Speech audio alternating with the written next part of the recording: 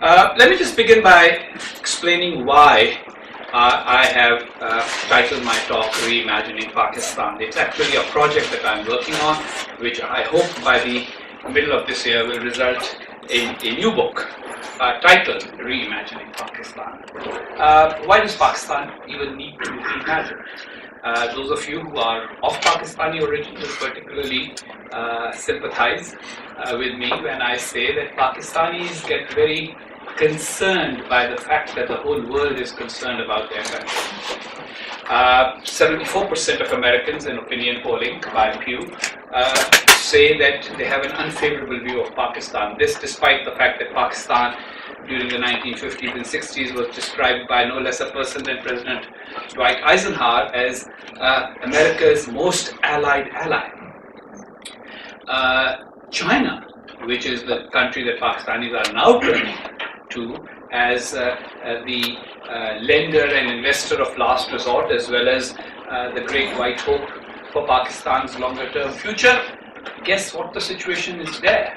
Well, in polling done there last year, only 30% of Chinese had a positive or favorable view of Pakistan. Now, Pakistanis get very annoyed, and possibly rightly so. They see themselves, and the people around them, and they see we are good guys, we are good people.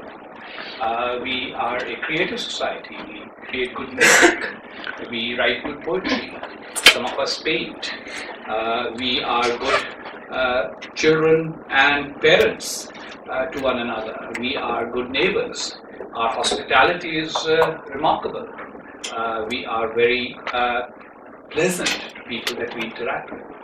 Now, again, I will address this message only to those of you who are of Pakistani origin here.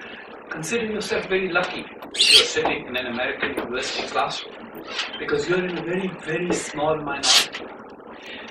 If I give you the statistics of what the numbers are of Pakistanis and Pakistani Americans in American universities, you will be surprised to know that there are fewer Pakistani students at American universities than there are students from Nepal and Bangladesh.